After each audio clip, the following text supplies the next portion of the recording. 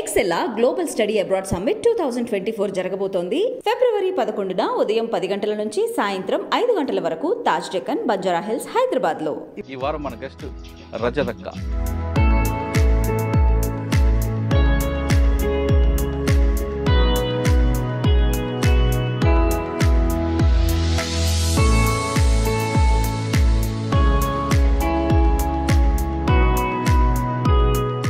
మీరు 6 నెలలు లోపల ఉన్నారు కదా, బాధ్యత తీసుకోకుండా.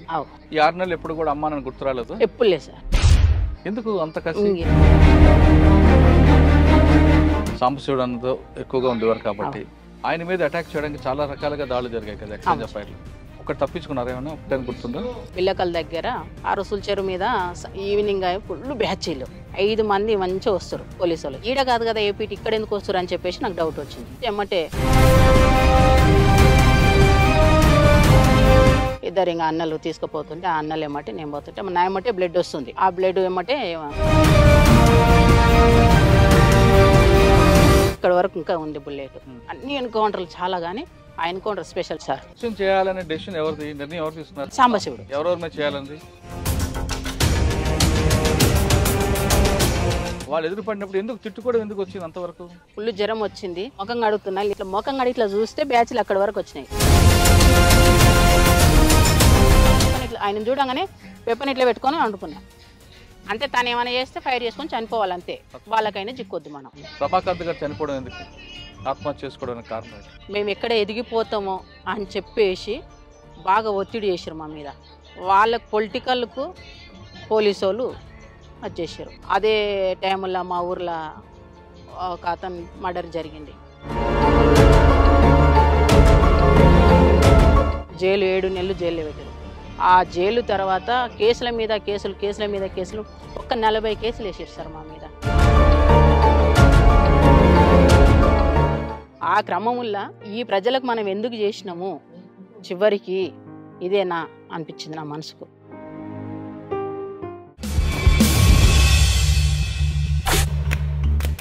Welcome to crime confessions.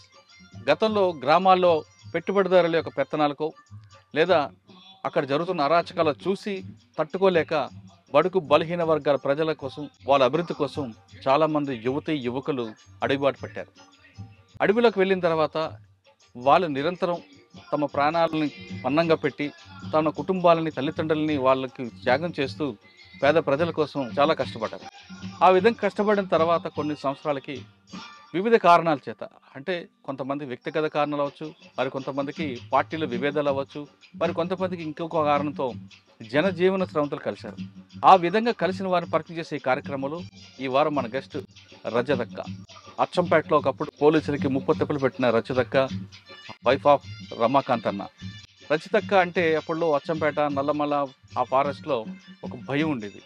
Ramakant అన్న రజతక్క పేరు చేత పోలీసులకి చుక్కలు చూపించేవారు. పగల చుక్కలు చూపించడం అనేది రజతక్కకు ఒక ఫేమస్ అనేది తెలుసు. రజతక్క అచ్చంపేటలో ఉన్నప్పుడు ఎటువంటి కార్యక్రమం చేశారు, అసలు అడవి బాట ఎందుకు పట్టాల్సి వచ్చింది, పట్టిన తర్వాత వాళ్ళు పార్టీలకు వెళ్ళినప్పుడు పేద ప్రజల కోసం వాళ్ళు ఏ విధంగా కష్టపడ్డారు, అక్కడ ఉన్న చెంచుల కోసం వాళ్ళు నిరంతరం ఏ విధంగా వాళ్ళు పరిజ్ఞానం కానీ రాజకీయ పరిజ్ఞానం తీసుకురావడంలో వాళ్ళు ఏ విధంగా కృషి చేశారు అనే అంశాలతో పాటు ప్రస్తుతం ఆవిడ జీవితం ఎలా కొనసాగుతున్న విషయాన్ని ఆ అక్కగానే తెలుసుకున్నాం. అక్క నమస్తే. రజతక్క అచ్చంపేట, కొల్లాపూర్ ఆ ప్రాంతంలో ఒకప్పుడు మీ హవా. రజతక్క, రమాకాంత్ అన్న వీళ్ళందరూ పేర్లు చెప్తే చాలు భయపడేవారు. అంటే అప్పుడు పరిస్థితి ఆ విధంగా ఉంది కాబట్టి మీరు వెళ్ళారు. ఒక విధంగా చెప్పాలంటే పార్టీ ఆ విధంగా ముందుకు వెళ్ళబట్టి ప్రభుత్వం కూడా కిందకి దిగి గ్రామాల్లో మౌలిక సదుపాయాలు కల్పించడంతో పాటు మిగతా కార్యక్రమాలు చేపట్టడానికి వచ్చింది. అంటే మనం సామాజిక సమస్యగానో లేదా ఆర్థిక సమస్యగా చూడడం అనేది పక్కన పెడితే అసలు రజతక్క ఎందుకు అడుగుబాటు పట్టింది, రజతక్క కుటుంబ నేపథ్యం ఎలాగుండేది, వెళ్ళిన తర్వాత అన్న ఎలా పరిచయారు, అక్కడ మీరు చేసిన కార్యక్రమాలు ఏ విధంగా ఉన్నాయి, బయటకు వచ్చాక అన్న ఏ విధంగా చనిపోయారు, ఇప్పుడు ప్రస్తుతం మీ జనజీవన స్రవంతి, మీ జీవన విధం ఎలా కొనసాగుతుంది? చాలా ఇబ్బందికరంగా ఉంది సార్. బయటికి రావడం అసలుకి రావద్దు నిజంగా, కానీ ఆ టైముల్లో అనివార్య పరిస్థితులల్లో నేను బయటికి రావడానికి కారణం ఏంటంటే హెల్త్ బాగాలేకున్నది, మలేరియా టైఫాయిడ్ వచ్చి నాకు నెత్తికి ఎక్కినది. నేను బయటికి వెళ్ళిపోతున్నా. ఆ రోజు నా దగ్గర వెపన్ గుడక లేకుండే. పోయి ఒక లంబడి మీరు గుడిసె బయటికి రావడం చెప్పక ముందు మీరు అసలు పార్టీలోకి ఎందుకు వెళ్ళారు? అడుగు బాట ఎందుకు పెట్టారు? అంటే మా ఊరు ఫారెస్ట్ దగ్గర ఉంటుంది. ఏ ఊరు? అచ్చంపేట మాది, పక్కల అది బల్మూరు మండలం, కొండనాల గ్రామం. మా ఊర్లో మొత్తం దొరలది పెత్తనం చాలా ఉంటుంది. ఉమ్, కానీ ఏ రోజు అట్లాంటి దొరలు మా కుటుంబం మీద ఎక్కడ కూడా చూపలేదు. కానీ బాగా మాది ఫారెస్ట్ పక్కల మా పొలము, అంటే ఇది ల్యాండ్. అక్కడ మా చెలక అంగం సేమ్ ఇట్లనే ఉండేది. అప్పట్లో మా తాత 70 ఎకరాలు సంపాదించిండు మంచిగా. ఉమ్, ఇట్లాంటి పొలం వల్ల మేము మొత్తం అక్కడనే ఉండేవాళ్ళం మేము. ఆ క్రమం వల్ల అన్నలు వచ్చేవాళ్ళు. నాకు 90 ఏళ్ళ పరిచయం పార్టీ. ఏం నేను చదువుకున్నారు మీరు? నేను 5th క్లాస్ వరకు చదువుకున్నా. ఓకే. ఇంకా 90 ఏళ్ళ పరిచయం. అప్పుడు నేను చిన్నగా ఉన్న ఇట్లా గొర్రెలు బర్రెలు అనుకుంటా అట్లా ఇట్లా ఉంటుండేవాళ్ళం. ఉమ్, ఇక తాత అట్లా ఉంటుండే. ఇక వస్తుంటూ పోతుంటూ ఉంటుండ్రి. అప్పుడు మాకేం తెలియదు ఆ ఆట పాట వరకే. ఆ తర్వాత ఇక కొన్ని అనివార్య పరిస్థితులల్లా నాకెందుకు అందులో పోవాలి, ఎందుకు అనేది ఒక ఆలోచన వచ్చింది. ఉమ్, వస్తే ఫస్ట్ సాంబశివుడు స్పెషల్ కమాండర్ వచ్చారు అది నల్గొండ నుంచి ఈ జిల్లాకు. అప్పుడు నేను వస్తాను అంటే, నువ్వు చిన్న ఉన్నావు, నీకు ఇంకా టైం ఉంది అని చెప్పేసి వదిలిపెట్టేసి పోయాడు. మళ్ళీ 3 ఇయర్స్ తర్వాత నేను అనుకోకుండానే ధనంకాడికి డైరెక్ట్ వెళ్ళిపోయినా. అంటే ఇంట్లో వాళ్ళే చెప్పలేదా? ఎవరికి చెప్పలేదు సార్, అంటే ఆ ఎవరికి చెప్పలేదు. భావజాలం అటు తిరిగింది, అంతే. తిప్పింది మీకు. అప్పటికే మా అన్న ఆర్ఎస్సీలో పనిచేస్తుండు. ఉహు, మా పెద్దన్న అప్పటికి కానిస్టేబుల్, కన్వానాలు వ్యవసాయం చేస్తారు. నాన్నకు 12 మంది మేము, అందులో నేనే చిన్నమని. ఉహు. ఇది పరిస్థితి. అప్పుడు ఇంక ఎక్కడ వెళ్ళిపోయినా. పరిచయం మీకు సాంబశివుడు? చిలక దగ్గరే, ఆహా, మా చిలక దగ్గరే. అప్పుడు స్పెషల్ కమాండర్కి వచ్చారు ఇక్కడ. అచ్చా. అప్పటి నుంచి చనిపోయిన సుదర్శను, ఉమ్, ఇక ఇప్పుడు కొంతమంది ఉన్నారు మనోళ్ళు, బయట ఉన్న వాళ్ళు వచ్చిన్నారు. ఇప్పుడు ఈ రాజన్న కూడా అక్కడ ఉన్నవాళ్ళు. అట్లా జరిగింది. పార్టీలకు వెళ్ళారు. వెళ్ళిపోయాను. పార్టీలకు వెళ్ళిన తర్వాత మీకు ఎవరు బాధ్యత తీసుకున్నారు? అప్పుడు జీవన్ అని మెదక్ డిస్ట్రిక్ట్ నుంచి వచ్చిండు, అప్పర్ ప్లాట్ల కమాండరు. ఉమ్, కామ్రేడ్ దగ్గరికి వెళ్ళి ఉంటివి. కామ్రేడ్ మంచిగా చూసుకున్నాడు మమ్మ. ఒక 6 మంత్ తర్వాత క్యాంప్ జరిగింది. క్యాంప్కి వెళ్ళినాం. అప్పుడు నల్లమల్లల రమకాంత్ కమాండర్. అయితే చెంచులకి ఏంది అంటే పొలం ఉంది పెంటలల్లా. దాని తర్వాత ఏమైందంటే ఇది సబ్సిడీలో ట్రాక్టర్లు వచ్చినాయి సార్. వ్యవసాయం మీద కొద్ది అవగాహన ఉంది నాకు. ఇక్కడే ఉంచిపోదాం అని చెప్పేసి మాధవ్ డిసైడ్ అయ్యిండు. రాష్ట్ర కమిటీ సభ్యుడు మాధవ్ ఉండు కదా, ఉమ్, అన్న డిసైడ్ ఇక్కడే ఉండండి, వ్యవసాయం ఎట్లా చేయాలని. అప్పట్లో నాకు గడెం కొట్టడం మొత్తం టోటల్గా పని వస్తుంది సార్. ఉమ్, ఆ టైంలో ఇంకా నన్ను అక్కడ పెట్టేసి వ్యవసాయం చెంచోళ్ళకు ప్రత్యేకంగా మక్కలు, ఆంద్యాలు వేపించి పండించినాం అక్కడ. చెంచుల్లో వాళ్ళకి పంట నేర్పడం నేర్పియడం. మామూలుగా వాళ్ళకి పండించడం వచ్చు, ఉమ్. కానీ కొంచెం ఆధునిక పద్ధతిలో ఇంకా చేయడం. అట్లా చేసి ఒక 1 year ఉన్న అక్కడ కూడా. ఇంకా మీరు 6 నెలలు లోపల ఉన్నారు కదా, అంటే చెంచులకి మీకు మీ బాధ్యత తీసుకోకముందు అవు. ఈ 6 నెలలు ఎప్పుడు కూడా అమ్మా నన్ను గుర్తు రాలేదు? ఎప్పుడు లేదు సార్, ఇప్పటికి లేదు. అప్పుడే కాదు, ఇప్పుడు గుడకలేదు. ఎందుకు అంత కసి? ఎందుకు సార్. సరే, 6 నెలల్లో మీరు వెళ్ళగానే మీకు తుపాకీ ఎవరు పని బాధ్యత ఇవ్వకపోయినా సామాన్లు తీసుకెళ్లడం, నడిపించడం, ఎక్సర్సైజ్ ఇవన్నీ ఉంటాయి కదా, అవును సార్. ఇప్పుడే నడిపించిందా? అట్లా ఏం లేదు, నాకు 1 monthకే వెపన్ ఇచ్చారు. అంటే ఆ రోజు నేను బయట పని చేసిన కదా సార్, పార్టీకి పని చేసిన. ఇక ఆ టైంలో నాకు అన్నోళ్ళు ఎక్కడ పోగానే ఒక వెపన్ ఇచ్చారు. మరుసటి రోజే ఎమ్మడి తిప్పుకున్నారు. అప్పటికి నాకు ఏం ట్రైనింగ్ ఇట్లా ఏమి ఇవ్వలేదు. ఆ తర్వాత ఎప్పుడైనా ఒక బాధ గానీ ఒక భయం గానీ అనిపించలేదా? నాకు లేదు సార్. నైట్ టైం చీకట్లో అడవిలో పాము అని ఇవన్నీ వస్తుంటాయి కదా?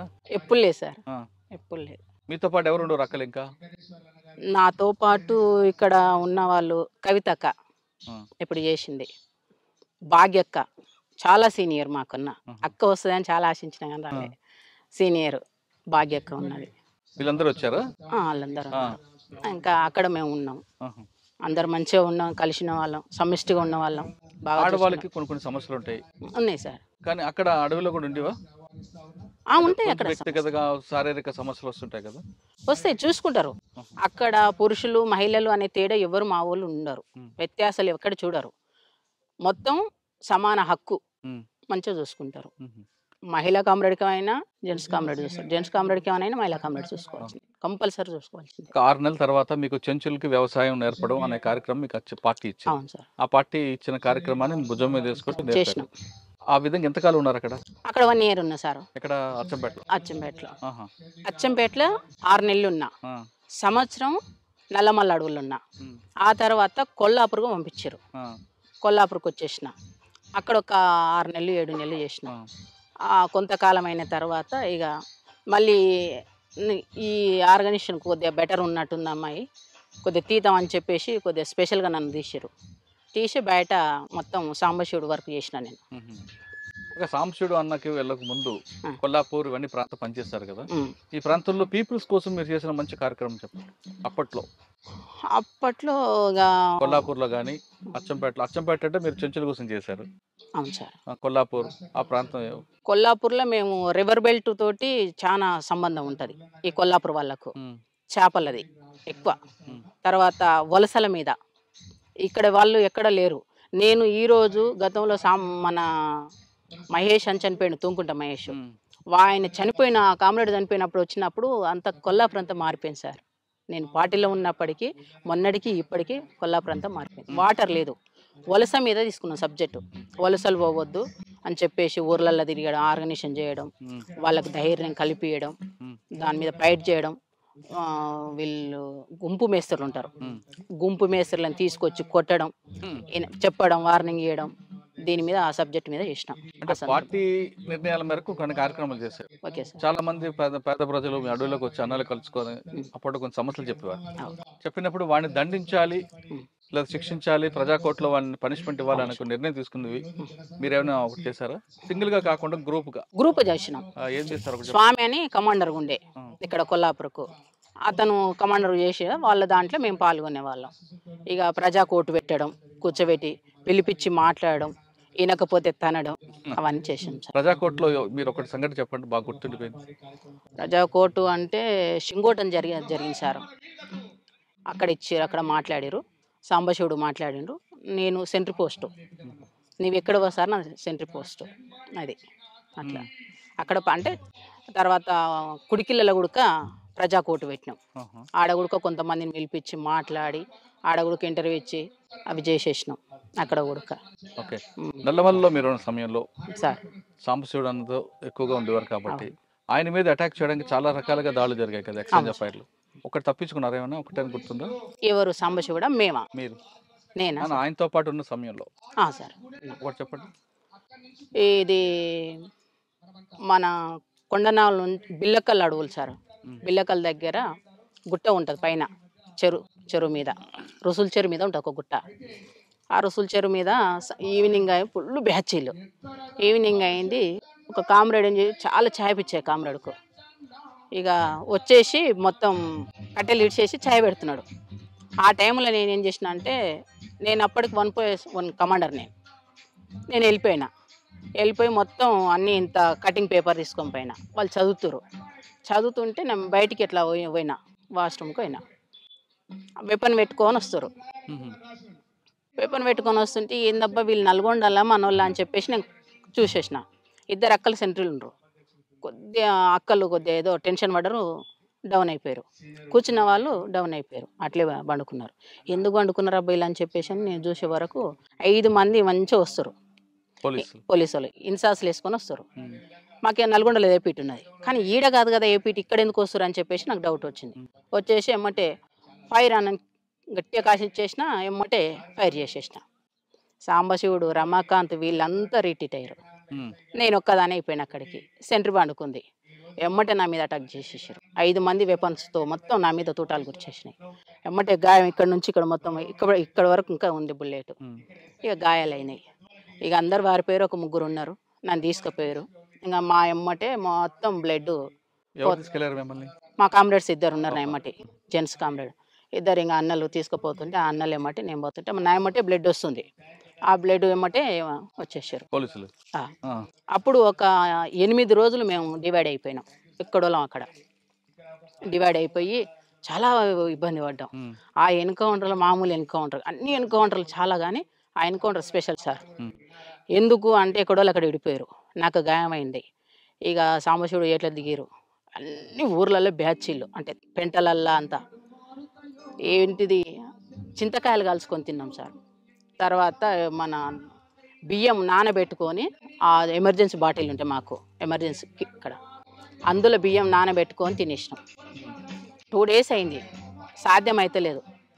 పైన చార్సిన మేడం హెలికాప్టర్లో కుమింగ్ చేస్తుంది. అప్పటికి ఒక ఎన్కౌంటర్ అయింది. బొమ్మనపల్లి అతను సీన్ అని కామ్రేడ్ చచ్చిపోయిండు.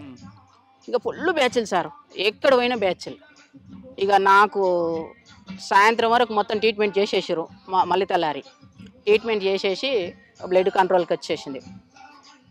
ఒకటే చెప్పేసిండు, ఏం చెప్పిండంటే నీవేం చేస్తావో బ్యాచ్లు మొత్తం రిటీట్ కావాలని చెప్పేసి నాకు చెప్పేసిండు సమస్య. సరే చలో అని చెప్పేసి నా ఎమ్మటి ఒక మురళి అనే అన్న ఉన్నాడు, వచ్చిండు అన్నాడు. మురళి, నేను, నా సభ్యుడు రాజా అని ముగ్గురం కలిసేసి వచ్చినాం. ఇక వచ్చేసి కొన్ని యాక్షన్లు చేసినాం. ఎక్కడ? పెద్ద కొత్తపల్లి. దానికి రివర్స్ చేస్తే బ్యాచ్లు ఇక్కడ అదవుతారని చెప్పేసి పిలిపించుకోవడానికి బ్యాచ్లు ఇక్కడ అటాక్ అయింది. యాక్షన్ చేయాలనే డెసిషన్ ఎవరిది, నిర్ణయం ఎవరు తీసుకున్నారు? సాంబశివుడు. ఎవరెవరి మీద చేయాలండి? పొలిటికల్ టీడీపీ పార్టీ ఎవరు ఉంటే వాళ్ళు. ఏం చేస్తారు టీడీపీ పార్టీ ఉన్నప్పుడు ఎంపీపీనే ఆయన, బహుశా ప్రేమ్ ప్రకాష్. ఆయన నేరం చేశాడా లేదా పార్టీ నిర్ణయం మేరకేనా? పార్టీ నిర్ణయం. పదవిలో ఉంది కాబట్టి, గవర్నమెంట్ పదవిలో ఉన్నాడు కాబట్టి. ఎక్కడ ఎన్ని గంటలప్పుడు చేశారు యాక్షన్? ఎన్ని గంటలకా? పొద్దుగాల 12 గంటలకు. మిట్ట మధ్యాహ్నం. కానీ పోలీసులకు మీరంటే ఎందుకు అంత అప్పుడు హడలు ఉండేది? నాకు తెలియదు, నాకైతే తెలియదు, కానీ అది అట్లా నిలిచిపోయింది జిల్లాలో అయితే. అంతే. రజిత టార్గెట్ అని ఒక టీమే తిరిగేది కదండి? అవును సార్, టీమే కదా సార్. రిలయన్స్ ఫోన్లో నా కోసం అచ్చంపేటలో మజీద్ సిఐ అని 200 ఫోన్లు ఇచ్చిండు. ఇప్పుడు ఉన్నాడు మజీద్ సార్, డిఎస్పీ. ఎక్కడ? హైదరాబాద్లో చేస్తుండు. నా కోసం స్పెషల్గా పంపించిండు. ఎందుకు 200 ఫోన్లు? ఏడ కనిపిస్తే ఆడ ఫోన్ కొట్టరు రజితక్క, అంతే ఇచ్చేసిండు. ఎక్కడ కూడా అది కాలే. పోలీసులు ఇంత నిర్బంధం పెట్టినప్పుడు కూడా సార్ నల్లమలలో సాంబశివుడు కానీ, మీరు కానీ, తర్వాత కృష్ణన్న కానీ, రమాకథ ఈ విధంగా తప్పించుకున్నారు? అంటే చెంచుల సహకారమైనా లేదు? ప్రజలు ఇంపార్టెంట్. ప్రజలతో మమేకం అయితే ఎవరైనా ఓడిపోతారు. ప్రజలు తలుచుకుంటే ఎవరైనా మనం చీడ పురుగులమే సార్, నాకు తెలిసినంత వరకు అయితే. ఇక నేను తిరిగే క్రమంలో బాగా టార్గెట్ చేసిరు, మామూలు టార్గెట్ చేయలే. ఇక ఏమంటారు దాని బ్యాచీలు రకరకాల ఎదురుబడి పీకులాడుకున్నాం గలీజ్గా. అప్పుడు నేను మావోయిస్ట్ అని మర్చిపోయినా. నేను ఎందుకు? ఎవరు? ఏ బ్యాచ్? పోలీసులు. నేను మావోయిస్ట్ అని మర్చిపోయినా. వాడు గలీజ్గా అన్నప్పుడు మనం ఎందుకు అనాలి? అసలు యాక్చువల్గా మా పార్టీలో మావోయిస్ట్ పార్టీ అని అనొద్దు గలీజ్గా. మావోయిస్ట్ పార్టీలో గలీజ్గా మాట్లాడదు. ఈ క్రమంలో అతను అంటుంటే, పోలీస్ అంటుంటే నేను కూడా వాళ్ళు ఎదురు పడినప్పుడు ఎందుకు తిట్టుకోవడం ఎందుకు వచ్చింది అంతవరకు? ఎందుకు వచ్చిందంటే నేను ఇట్లా ముఖం కడుగుతుంటున్నా. ఒకటైంది సార్, ఫుల్ జ్వరం వచ్చింది. ఇట్లా ముఖం కడుగుతున్నా. లేచి అమ్మలు వస్తా అమ్మ అన్న చిలకల కొబ్బరి చెట్టు మాడి చెట్టు ఉంది. అమ్మలు వస్తున్న క్రమంలో ఇట్లా ముఖం కడిగి ఇట్లా చూస్తే బ్యాచ్లు అక్కడి వరకు వచ్చినాయి, సేమ్ షెడ్ వరకు వచ్చేసినాయి. అబ్బా ఇక్కడ వరకు వచ్చినాయి ఏంది? ఇట్లా చూసి షాము ఏం పోలీసులు లేకురా అన్న. ఏం కామ్రేడ్ అన్నా? కామ్రేడ్ ఎప్పుడు వెళ్ళిపోయాడు. నేనేం చేయాలి? నేను జ్వరం మొత్తం ఉన్నా. లేచి చూస్తే అంతా మొత్తం బ్యాచ్లు చుట్టుముట్టేసినాయి. ఆ బ్యాచ్ మొత్తం నాకు రౌండ్ ఆఫ్ చేసినాయి. ఏం చేయాలో నాకు అర్థం కాలే. ఒక 8-9 ఫీట్ల ఎత్తుకు గోతి ఉంటుంది, గోతిలో దుంకేసిన. ఇక్కడ పోయింది అని చెప్పేసి అన్నారు. వాళ్ళు అటు వాగానే ఇట్లా లేచిన. ఇంకా బూతులను తిట్టుకుంటే ఏమంటారు, ఫైర్ చేయలే. వాళ్ళు ఫైర్ చేస్తే పడిపోయేదాన్ని. వాళ్ళు నేను కనీసం ఒక 6 కిలోమీటర్ రన్నింగ్ సార్. 6 కిలోమీటర్ మామూలు రన్నింగ్ కాదు. ఫస్ట్ టైం అది ఇంకొకటి ప్లేన్ ఏరియాలో రన్నింగ్ మామూలు ఉండదు. అట్లా రన్నింగ్ చేసిన. ఇంకా అట్లా వెళ్ళిపోయేసిన. ఆడ తప్పించుకొని పోయి ఇంకొక ప్లేస్కి పోయినా. ఇంకొక ప్లేస్కి పోయి వర్షాన్ని ఉంటే ఆ వర్షాల వైపు వర్షాన్ని ఎర్జి ఉంటుంది కదా ఒడ్డు, ఆ ఒడ్డు పక్కల వండుకున్న వర్షాన్ని స్టార్ట్ చేసుకొని నా పైన పక్కనే వచ్చేసి కాలు చేతులు కడుక్కుంటాడు పోలీస్ ఆయన ఉడక బోర్కాడ. ఏందబ్బా అని ఇట్లా చూస్తే అట్లే అనికి పండుకున్నా. ఏమనుకోలే, వెపన్ తీసుకున్నా ఎడబెట్టుకున్నా ఇట్లనే అనికి పండుకున్నా. ఆయన ఏమనలే, ఆయన కడుక్కుంటుండు, వేసి కడుక్కుంటుండు. నేనేం చేస్తున్నా వెపన్ ఇట్లా ఆయన చూడంగానే వెపన్ ఇట్లా పెట్టుకొని వండుకున్నా. అంటే తను ఏమైనా చేస్తే ఫైర్ చేసుకొని చనిపోవాలంతే, వాళ్ళకైనా చిక్కొద్దు మనం. అది మా పార్టీ బాగా చెప్పారు. నన్ను చూడలే. చూడలే, ఈయనొక్కడితో వచ్చి అక్కడ కనుమ బ్యాచ్ ఉంది, వెళ్ళిపోయారు. వాళ్ళు వెళ్ళిపోగానే కొద్దిగా అసలు ముందుకు జరిగేసి ఆ వెపన్ ఆనే పెట్టేసి మళ్ళీ ఎప్పట్లేక మామూలుగా ఊర్లోకి వచ్చేసి ఒకంత అప్పటికే 4-5 డేస్ అయింది. అన్నం లేదు, ఫుల్ ప్లేను. ఇదంతా ఏరియా అచ్చంపేట ఉప్పునంత మండలంలో. ఇంకా తినేసినాం, ఇంత తినేసిన. మళ్ళీ మార్నింగ్ లేచిన. మళ్ళీ మార్నింగ్ ఏడికి వెళ్ళినంటే ఐనూలు పక్కకి వెళ్ళింది సార్. ఐనూలు మధ్యలో ఆ క్రమంలో అక్కడ ఏనపోటు వచ్చేస్తారు. అప్పుడు ఉడక ఏం చేయాలని అర్థం కాలే. ఆ ఏనపోటు వస్తుంటే ఏం చేసిన, బుడ్డ విషయం ఇదే దినం, ఇదే టైం, ఇంకా బుడ్డశని వీక్తున్నారు. వాళ్ళతో పాటు అట్లే బుడ్డశని వీక్కుంటా ఆ బుడ్డలు పీకిన చెత్త తీసేసి కార్బాన్ మీద వేసేసిన. స్టెన్ కార్బాన్ ఎప్పుడు నాకు తీసి దాని మీద పడేసిన. అయిపోయాయి. వాళ్ళు ఎవరో చెలుకోలు అనుకున్నారు. ఆ కొనాక అడిగింది. నేను ఇక్కడ మళ్ళీ ఇంకా బుడ్డశని వీక్తున్నా.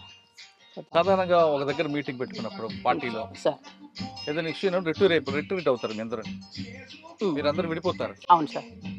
విడిపోయిన తర్వాత ఎక్కడెక్కడికి వెళ్తారు? అందరూ కలిసి పరిగెట్టరు. అవును. మళ్ళీ మీ అందరూ ఎక్కడ కలుస్తారు? కలవాలనుకుంటే ఏం ప్లాన్ ఏంటి? ఏ పిట్ పెట్టుకుంటాం సార్.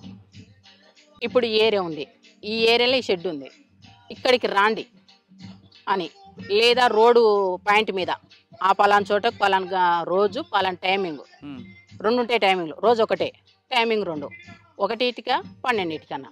12టికి మిస్ అయితే 1టికి రండి అంతే. ఇది మిస్ అయితే మళ్ళీ ఆల్టర్నేట్ ఇంకొకటి పెట్టుకుంటాం, అక్కడికి వెళ్తాం. అక్కడికి వెళ్ళినప్పుడు ఆడ పికప్ చేసుకుంటాం. అట్లా కలిసి ఒకేసారి కలిసి వెళ్ళడం అనేది కష్టం కదా, కష్టం. పోలీసులు ఎన్కౌంటర్ అయినా పిడిపోతుంది సార్. తర్వాత ఇంకొకటి, అప్పుడులో మీకు బాగా పోలీసు ఎవరు ఎక్కువగా మీకు ఇబ్బంది పెట్టేది? నల్లమలలో రకరకాల ఆఫీసులు పనిచేశారు. ఇప్పుడున్న శ్రీనివాసరెడ్డి సార్, కొత్తకోట శ్రీనివాసరెడ్డి సార్, ఆయన బాబుని రెస్పెక్ట్ చేసినప్పుడు. అవును సార్. వైఎస్డి రాజేష్ కుమార్, ఓకే. తర్వాత వైఎస్డి లడ్డ వచ్చినాడు. తర్వాత మన మేడం చారుసీన మేడం. వీళ్ళందరూ మీకు బాగా టైట్ చేస్తారా? బాగా టైట్, మామూలు టైట్ కాదు. శ్రీనివాసరెడ్డి ప్రేలను అంతా ఎన్కౌంటర్లు అయినాయి. ఇక మేడం ప్రేలను కొద్దిగా అందరినీ ప్రజలకు రాగుంజి బయటికి రప్పించింది. ఆ ప్లాన్ చేసినాను. దానివల్ల చాలామంది సరెండర్ అయ్యారు. ఇంకొక నిర్బంధం కూడా ఎక్కువైంది సార్. వాస్తవంగా నిర్బంధం ఎక్కువైంది, కమ్యూనికేషన్ తెగిపోయింది, నాయకత్వం అంతా ఏఓబి వెళ్ళిపోయారు. మాకు ఎవరు లేని పరిస్థితి ఏర్పడ్డది. ఇంకంతా చిల్లంబల్లం అయింది. కోనాపూరి సాంబశివుడితో పాటు తమ్ముడు రాములు ఎప్పుడైనా మీకు ఎదురుపడ్డారా? చర్చలప్పుడు ఏపీటీ నేనే ఇదే ఏరియాలో తీసుకొచ్చిన. ఈ ఏరియాలో అమ్మని నాయనని అన్నని చర్చలప్పుడు. ఆ తర్వాత సరే, పార్టీ విప్లవం పక్కన పెడితే మీ ఇద్దరి మధ్య వివాహం ఎలా జరిగిందమ్మా? రమాకాంతానికి మీకు పరిచయం ఎక్కడ? నేను కొల్లాపూరు సభ్యురాలుగా వచ్చిన సార్, అంటే డిప్యూటీ కమాండర్గా వచ్చిన. ఆ క్రమంలో తనకి ఏమనిపించిందో లెటర్ పంపించిండు. లెటర్ పంపిస్తే నేను ఆ లెటర్ ఇప్పకుండా సాంబశివుడికి తీసుకుపోయి ఇచ్చేసిన. మళ్ళీ సాంబశివుడికి పోయినప్పుడు 3 నెలలు అయింది. ఆ లెటర్ అట్లే కిట్ బ్యాగ్లో దాచిపెట్టుకొని పోయి తీసుకుపోయి ఇచ్చేసిన. కామ్రేడ్ ఇది పంపించిన లెటరు అని. అంతే, అట్లే ఉండదు. మళ్ళీ పిచ్చిగా రాయారు. మంచిగానే మీరు చదువుకోండి, తినండి, శత్రువుకి ఎక్కడ భయపడకండి అని చెప్పేసి కొన్ని అంశాలు మంచిగా ఇచ్చేస్తారు. ఇక అట్లా రాసిండు. తీసుకుపోయి చూపిస్తే ఇట్లా చెప్పిండు. అట్లా రాసిండంటేనే దాని అర్థం మన మీద ప్రేమ పుట్టిందని దాని అర్థం. అంతేగా. ఆ క్రమంలో తను ఆ కామ్రేడ్ని పిలిచిండు. ఏంది రమాకాంత్ ఇట్లా అంటే, అవును కామ్రేడ్ అని చెప్పిండు. మరి నీదేంది అభిప్రాయం అన్నాడు. నాకు లేదు సార్, నాకు అలాంటిది లేదు కామ్రేడ్, కొంత టైం ఇవ్వండి నాకు, కొద్దిగా నేను ఒక పొజిషన్కి వెళ్ళినాక చేసుకుంటా అని చెప్పేసి అనుకున్నా. కొద్దిగా చూడండి అన్నాను. లేదని చెప్పేసిన. ఆ తర్వాత మళ్ళీ ఒక 6 months తర్వాత మళ్ళీ కూర్చోబెట్టి మాధవు, సాంబశివుడు, గజ్జి శ్రీశైలం, సంతోష్ చంపేశారు. వీళ్ళు 3 కూర్చోబెట్టి నాకు కర్య నరసప్ప, వీళ్ళు 4 కూర్చోబెట్టి నాతో మాట్లాడారు. మాట్లాడితే కొద్దిగా టైం ఇవ్వండి సార్ అని చెప్పి, కామ్రేడ్ అని చెప్పేసిన. సరేలే అని చెప్పేసి అన్నారు. ఇంకా ఆ టైంలో కూడా నాకు వద్దనిపించింది. నా పట్టుదల ఏంటంటే, ఒక జిల్లా సెక్రటరీగా అయినాక నేను పెళ్లి చేసుకోవాలనేది నా పట్టుదల అది. కానీ అనివార్య పరిస్థితులలో కమాండర్లనే నేను పెళ్లి చేసుకున్నా. కమాండర్ స్థాయికి వెళ్ళిపోయినాక, అంటే కమాండర్ అది చేసుకున్నారు. ప్లాటూన్ సెక్షన్ కమాండర్ ఉడిమిల్ల దగ్గర సార్. ఉడిమిల్ల దగ్గర మంచిగా చేసిరు. పార్టీలనే మా లాంటి పెళ్లి ఎవరికి చేయలేదు.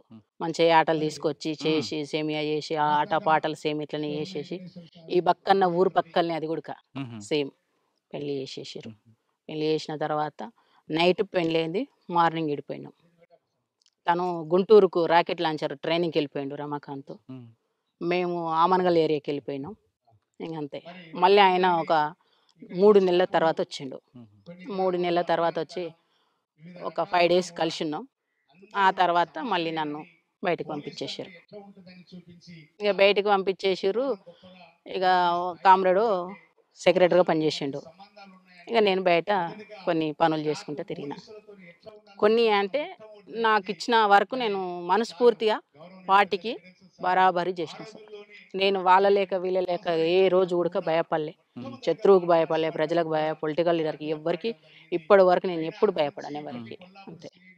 ఆ రోజు ఇక బయటికి వెళ్ళి నేను పార్టీ చెప్పిన పని నేను సక్సెస్ చేసుకొని రిటర్న్ పోయినా. అది అక్కడ నేను పార్టీకి ఒక నా మీద నమ్మకం, ప్రజలకు ఒక నమ్మకం, బయట శత్రువులకు ఉచ్చ భయం. అంతే. అంతే. సరే, పెళ్ళైన తర్వాత మీరు చేసిన మంచి కార్యక్రమం చెప్పండి పీపుల్స్ కోసం. నేను చేసిందా? నేనంటూ సపరేట్గా ఏం చేయలేదు. పార్టీ కలిపి పార్టీకి సభ్యులతో కలిపి పార్టీ సభ్యులతో పాటు నేను చేసిన, తోటి కామ్రేడ్స్ ఏది చేస్తే అది చేసిన. అంటే ఒక యాక్షన్ చేసిన తర్వాత ఎప్పుడైనా బాధపడ్డారా? ఏం లేదు సార్, నేను ఎప్పుడు బాధపడలే. ఇప్పుడు కూడా ఎన్నో కష్టాలు ఎదుర్కొంటున్నా. అందుకే ఇంతమంది నాకు ఆదర్శంగా ఉండరు. ఏ రోజు కూడా నేను బాధపడలే. అన్యాయంగా చంపాను అని ఎప్పుడు బాధపడలేదా? లేదు, నా యాక్షన్లు అయితే ఇప్పుడు అట్లా. మీరు యాక్షన్ చేశారా? మా పార్టీ వైపు నుంచి నష్టం జరిగాయి కదా, ఆ నష్టం జరిగిన ఎప్పుడైనా బాధపడ్డారా? పార్టీ వైపు అనుకున్నప్పుడు ఈరన్న సార్ అని ఒటవర్ల పెళ్ళి ఆ నాయనని చంపినప్పుడు బాధపడ్డా. నేను కూడా వ్యక్తిగతంగా బాధపడ్డా. ఎందుకు అంటే ప్రతి ఏపీటీకి తనకు నన్ను పంపేవాళ్ళు. తను దగ్గర ఎవరు వచ్చేవాళ్ళు? రాష్ట్ర కమిటీ, జిల్లా కమిటీ, బయట ప్రజా సంఘాలు. ఆ నాయన ఒక పెద్ద షెల్టర్ నిజం చెప్పాలంటే. ఇక ఏదో అనివార్య పరిస్థితులల్లో మనోళ్ళకి ఏదో అర్థం కాని పరిస్థితులల్లో వేరే కామ్రేడ్ ఇక్కడ వచ్చినాడు. ఆ గోండు వాళ్ళు కొద్దిగా భాష తేడా. ఏం జరిగిందో చనిపోయినాక పేపర్ వస్తే సాంబశివుడు మేమంతా షాక్ అయిపోయినాం. ఏంది ఇట్లేందుకైంది ఇట్లేందుకైంది. ఇమ్మీడియట్గా ఎప్పుడో ఉన్న ఏపీటీకి ముందుగా అతను అడ్వాన్స్ పోయి చెప్పేసి మా తప్పు అని చెప్పేసి ఇంటర్వ్యూ ఇచ్చినాం సార్ మేము. ఈరన్న సార్ని చంపింది తప్పని ఇంటర్వ్యూ ఇచ్చినాం మేము. ఎవరు చంపింది? భగత్ అని ఇక్కడ జిల్లా సభ్యుడు, ఆయన ఆ ప్రాంతంలో అప్ప చెప్పిండ్రు. రమాకాంత్ ఇక్కడ తీసుకుండు. ఆ క్రమం వల్ల అట్లా జరిగింది. అప్పట్లో జరిగిన కొన్ని పోలీసులు ఇల్లు కానీ లేదంటే ఎక్స్చేంజ్లు బ్లాస్టింగ్లు మీ ఉన్నారా? అవునా సార్, మననూరు దాడిలో ఎన్కౌంటరు ఆ దాడిలో ఏమైందంటే అందులో మాకు ఇచ్చిన ఇన్ఫర్మేషన్ ఏంటంటే ఒక సెంట్రీ ఉంటుంది, వెపన్స్ అంతా సైడ్కు ఉంటాయని చెప్పేసి నేనే మ్యాప్ తీసుకుపోయిన ఉడక నేనే అక్కడ మ్యాప్ తీపించుకొని 1 days అక్కడ ఉండేసి నేను తీసుకొని వెళ్ళిపోయినా. అదే మ్యాప్ని బట్టి మేము ప్లాన్ చేసుకొని దాడికి ఒక 3 రోజులు 4 రోజులు రిహార్సల్ చేసినాం దాడి ఎట్లా వేయాలని చేసి వెళ్ళిపోయినాం. ఆ వెళ్ళిపోయే క్రమంలో ఏ సెక్షన్ A1 నేనే, అంటే ఫస్ట్ వెళ్ళిపోయే టీం. అక్కడికి వెళ్ళిపోయే వరకు ఉంది సెంటర్ ఉందని నేను కాషన్ ఇచ్చేసిన. ఆయన ఏం కాదు ఫైర్ అని చెప్పేసి మైక్ పెట్టేసిండు. ఆ మైక్ ఎట్లాంటిది ఇప్పుడు కూరగాయలను గట్టి అరుస్తారు, ఆ మైక్ మేము తెచ్చేసుకున్నాం అప్పటికే. ఆ దాడేపటికి ఆ మైక్లో చెప్పేస్తుండు సాంబశివుడు. ఎక్కడ సెంట్రీ ఉన్నారు? మీద పోలీస్ స్టేషన్ మీద పైన. ఓకే. అక్కడికి వెళ్ళినాక ఫైర్ అయింది. ఫైర్లు చేసి మొత్తం ఇంకా ఒక 1 minute అయితే అతను దుంకుతాం గోడకు. ఫస్ట్ నేను దుంకేసిన, నా తర్వాత కిరణ్ దుంకిన తర్వాత నెక్స్ట్ కామ్రేడ్కు గొంతులో తూటపడ్డది సార్. గొంతులో తూటపడి ఎన్నుబొక్క కాడ వెళ్ళింది, స్పాట్లో చనిపోయిండు. ఇంకొక కామ్రేడు ఇప్పుడు కొల్లాపూర్ కమాండర్ వేసిన స్వామి అన్న కదా, ఆ కామ్రేడ్కు తొడకు పడ్డది. ఇద్దరు మాదికే అయిపోయారు. ఇక మేమేం చేస్తాం, మేము అడ్వాన్స్ కాలేకపోయినాం, రిటీట్ అయినాం. మాతో పాటు ఏ సెక్షన్ ఇటు కొద్దిగా అటు కాగానే బి సెక్షన్ ఎక్కిపోయింది, సి సెక్షన్ అడ్వాన్స్ కాలేకపోయింది. దాడి ఫెయిల్ అయింది. అదేవిధంగా అమరాబాద్ పోలీస్ స్టేషన్ మీద కాదు, సిలిండర్ కదా, సున్నిపేట దగ్గరలో పోలీస్ స్టేషన్ మీద అటాక్ అవుట్ పోస్ట్ మీద చేశారు కదా, ఊకే ఫైరింగ్. అవి మన్నూరు పోలీస్ అవుట్ పోస్ట్ మీద దాడి, అది ఒక సెంటర్ పైన ఉంటారు. తర్వాత పక్కా పోలీస్ స్టేషన్ వచ్చింది కదా, అక్కడ పోలీస్ స్టేషన్ తీసాను అట్లా, అచ్చంపేట పెట్టేట సార్. అట్లా జరిగిపోయింది. కదమ్మా, పెళ్ళి అయింది, పార్టీలో ఉన్నారు, యాక్షన్లు అన్నీ జరిగాయి కదా, మరి ఎందుకు బయటికి ఎందుకు వచ్చారు? బయటికి రావడానికంటే అందరు అప్పటికి సలెండర్ అయింది సార్. మేము నలుగురు కామ్రేడ్స్ ఉన్నాం. నలుగురు ఇట్లా నేను నా భర్త ఉన్నాం. ఆ క్రమంలో నాకు బాగా టైఫాయిడ్ మలేరియా వచ్చేసింది. నన్ను సీరియస్గానే ఒక 3 నెలలు లోపడిగానే ఉంచుకున్నారు, బయటకు పంపలే. ఎందుకంటే ఈమె సీరియస్, బయటకు పోతే మళ్ళీ తిరిగి చంపేస్తారు అనేది ఒక బాగా ఉన్నది, పంపలేదు. చివరికి రమాకాంత్ ఏం చేసిండు, హెల్త్ అన్న బాగా చూపించుకొని డెన్నులను ఎక్కడన్నా పెడదాం అని చెప్పేసి పంపించిండు. పంపించేస్తే అచ్చంపేట ఏరియాలోకి వచ్చిన. వాళ్ళు లంబడి వాళ్ళ గుడిసె దగ్గర ఉన్న వాళ్ళే స్నానం చేయించారు, జ్వరం కాదు, రొట్టిచ్చిర్రు, తిన్నా, కూర్చున్నాక అమ్మ టైం అవుతుంది మరి పోదాం హాస్పిటల్ కన్నా. అమ్మ పొద్దుగాల తొలకపోతున్నది, ఆ లంబడోళ్ళ అమ్మ బిడ్డ చెల్లెలు. ఆ పిల్లని ఇంపర్ మారిందని మాకు తెలియదు. పండుకున్నాం కరెక్ట్ 4 గంటలకు వచ్చేసారు పోలీసు వాళ్ళు. 4 గంటలకు వచ్చేసి మంచం వేసారు, మంచం మీద నేను పండుకున్నా. వచ్చేసి వెపన్ ఇట్లా పెట్టేసారు, ఇట్లా ముఖం మీద చెదర్ తీసారు. ఇట్లా బెడ్షీట్ తీయంగానే ఇట్లా చూస్తే అన్ని వెపన్సే కనిపిస్తున్నాయి. వెపన్స్ కనిపించే వరకు ఇట్లా లేచి చూసే వరకు ఇక పోలీసు వాళ్ళు ఏమనలేదు సార్. ఎవరు మీరంటే నువ్వు లేవు అని అంటే మా సభ్యుడు ఒకడు వచ్చిండు. అలా నువ్వు లేవు అక్క అని లేచిన. ఏం లేదు అక్క. సరే ఈయనే ఉండండి, ఇంటికి వచ్చిరన్న. ఏమనలే, ఏంటికి రాలేదు, మళ్ళీ ఎందుకు వెపన్స్ తీసుకొని వచ్చినావు అని చెప్పేసి అన్న. లేదక్క అని అబ్బాయి అన్నాడు. సరే ఈయన నిలబడరా అని చెప్పేసి అన్నాక వాళ్ళు ఏమనుకున్నా అంటే జ్వరంలో ఉంది, ఈమె ఎక్కడ పోతుంది అని అనుకున్నారు పోలీసులు. అంతే, నిర్లక్ష్యంతో ఉన్నారు. ఇక గిరిబాబు ఎస్ఐ కొట్టండి అంటూనే ఉండు, కానీ కొట్టలే. వాళ్ళు కొట్టొద్దనే ఉన్నట్టుంది ప్లాన్. ఇక ఏమనలేదు, గుడిసె స్టార్ట్ చేసుకున్న ఒకటే పరారు, అంతే. పరారైనా ఇక ఆ జ్వరం మొత్తం ఎక్కడ పోయినా నాకు తెలియదు. 4 days అసలుకి నేను ఎక్కడో ఏం చేసినా నాకే తెలియదు సార్. అప్పటికి బాగా ఇబ్బందులు ఉన్నా.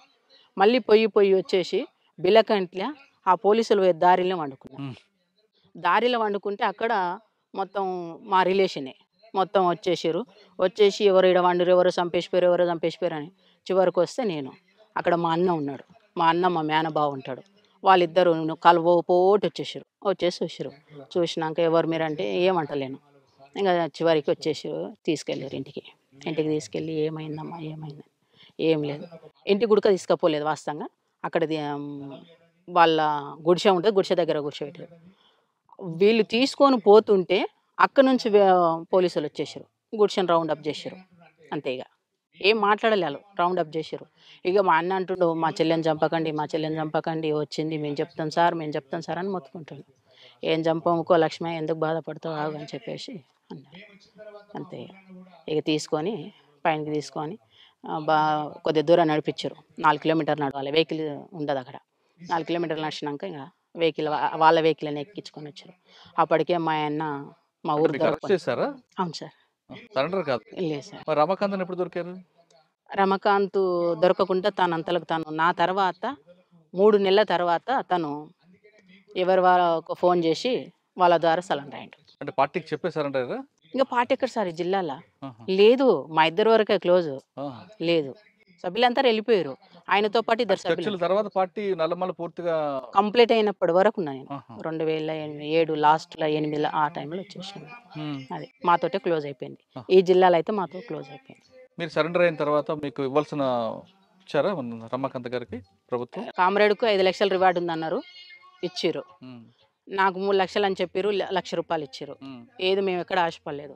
దాన్ని తీసుకొచ్చుకొని మేమేం చేయలేదు, ట్రాక్టర్ తెచ్చుకున్నాం. మేము ఖర్చు ఏం పెట్టుకోలేదు. ట్రాక్టరు ఒక 2 సంవత్సరాలు నడిచింది సార్. ఇంకా తర్వాత ఇంకా కింది మీదకి అయిపోయింది, అంతే. కదమ్మా, బయటకు వచ్చారు, ప్రభుత్వం ఇచ్చిన డబ్బులతోనో ట్రాక్టర్ కొనుక్కొని సామాన్య కుటుంబంలో నడుపుతున్న సమయంలో రమాకాంత్ గారు చనిపోవడం ఎందుకు, ఆత్మహత్య చేసుకోవడానికి కారణం ఏంటి? చనిపోవడానికి కారణం ఏంటంటే మేము బయటకు వచ్చి మంచిగా ఉన్నాం సార్. మంచిగా ఉన్న క్రమం వల్ల ఈ పొలిటికల్గా మేము ఎక్కడ ఎదిగిపోతామో అని చెప్పేసి బాగా ఒత్తిడి చేశారు మా మీద.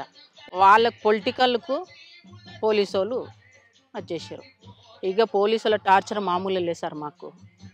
ఎంత అంటే అంత, మామూలుగా లేదు. ఇక అదే టైంలో మా ఊర్లో ఒక అతను మర్డర్ జరిగింది. ఆ మర్డరు మా రమకాంతే చేసిందని చెప్పేసి ప్రపోజల్ చేసి తన మీద నెట్టేసారు. నెట్టేస్తే తను ఓపెన్గా పోయి చెప్పలేడు కదా, నేను చెప్పలేనని చెప్పలేడుగా, చెప్తూనే ఉండి అప్పటికైనా అయినా వినలేదు. తీసి ఇక లోపల పడేసారు. జైలు 7 నెలలు జైల్లో పెట్టారు.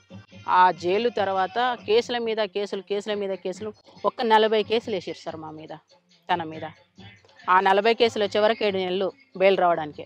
అది తిరగడానికి ఒక 3 సంవత్సరాలు మొత్తం కంప్లీట్గా కోర్టుకే తిరిగింది. ఒక అత్తమామ సంపాదించిన ఒక 4 ఎకరాల ల్యాండ్ ఉంటే అమ్ముకున్నా, ఒక ప్రైవేట్ ప్లాట్ ఉంటే అమ్ముకున్నా, ఒక బేస్మెంట్ ఉంటే అమ్ముకున్నా. ఇక నానా కష్టాలు పడ్డా. ఎవరి దగ్గరికి పోయినా కానీ ఆ రోజు ఈరులు సూరులు అని మాట్లాడారు ప్రతి ఒక్కరు, ఎవరు సహకరించాలి. అంటే అప్పుడు అనిపించింది నాకు, ఇలాంటి చెత్త వ్యవస్థకు మనం పనిచేసినామా, నేను ఎందుకు అయినా ఈయన ఎందుకు చేసిండు చెత్త వ్యవస్థలా, మాకు అప్పుడు అనిపించింది సార్. అప్పటి వరకు మంచిగా అనిపించింది. కానీ ఆ తర్వాత బయటకు వచ్చినాక మేము ఇన్ని ఇబ్బందులు పడుతుంటే ఎవరికి మాకు హెల్ప్ చేయలే. ఏ పొలిటికల్ లీడర్ హెల్ప్ చేయలే, ఏ పోలీస్ హెల్ప్ చేయలే. సాధారణ జనం మమ్మల్ని అంటేనే ఒక దొంగ, ఒక రవిడి ఈ కోణంలోనే చూసిండు. ఆ పరిస్థితిలో వెళ్ళిపోయింది. అప్పుడు అర్థమైంది వ్యవస్థ అంటే ఏంటో మీకు. అంతే, ఈ చెత్త వ్యవస్థకి మేము ఎందుకు చేసినాము, అందుకే ఇప్పటి వరకు నా మైండ్లో ఈ చెత్త వ్యవస్థకి ఎందుకు, ఇప్పటి కూడా పొలిటికల్గా రాని పిలుస్తున్నారు నన్ను, కానీ ఇలాంటి వ్యవస్థకు నేను సెట్ కానేమనిపించింది సార్. నేను అది చాలా అసలు ఇవన్నీ ఒడిదుడుకులు ఎదుర్కొంటూ వస్తున్నాం. నేను పార్టీలా బలంగా ఒడిదుడుకులు ఎదుర్కొంటూనే ఎదిగిన, ఇక్కడ ఉడక ఒడిదుడుకులతోటే బతుకుతున్నా. అన్న ఎలా చనిపోయారు, ఆత్మహత్య చేసుకున్నారా? అవును సార్. అన్న మీద తెలిసి వయసులో లోపలికి వెళ్ళారు. అవును సార్. అమ్మా నాన్న కాదని అక్కడ పార్టీ ఆదేశాల మేరకు పీపుల్స్ కోసం పనిచేశారు. రమాకాంత్ పెళ్లి చేస్తున్నారు. ఒక చిన్న కుటుంబం మీది. మీకు జీవితం అంటే పార్టీ లేదంటే రమాకాంత్ అన్న, ఇక వేరే ప్రపంచం ఏం తెలియదు సార్. బయటకు వచ్చిన తర్వాత ఇక ప్రపంచం అంతా కూడా రమాకాంత్ అన్న పాప. అటువంటిది ఒకేసారి రమాకాంత్ గారు సూసైడ్ చేసుకుంటే, ఆత్మహత్య చేసుకుంటే మీకు ఏమనిపించింది? ఇక కుటుంబం జీవితం అంత ఇంతే అనుకున్నారా? అంటే అంతకన్నా ముందు తను జైల్లో ఉన్నప్పుడు ఫీల్ అయినా సార్. నేను జైలు కాడికి ఒకరోజు తప్పించి ఒకరోజు, పాప చిన్నది, ఒక 2 సంవత్సరాల పాప.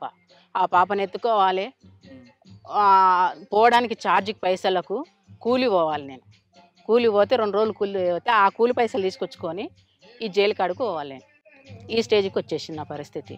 ఇక అప్పుడు అనుకున్నా, వద్దు ఇట్లాంటి పరిస్థితులు వద్దని చెప్పేసి చాలా కష్టపడి చాలా ఇబ్బందులు పడి తనను బయటికి తీసుకొచ్చుకున్నా. తనను బయటికి తీసుకొచ్చుకున్నాక ఇంకా అప్పులు చాలా అయినాయి. ఏం చేయాలో మాకు అర్థం కాని పరిస్థితి.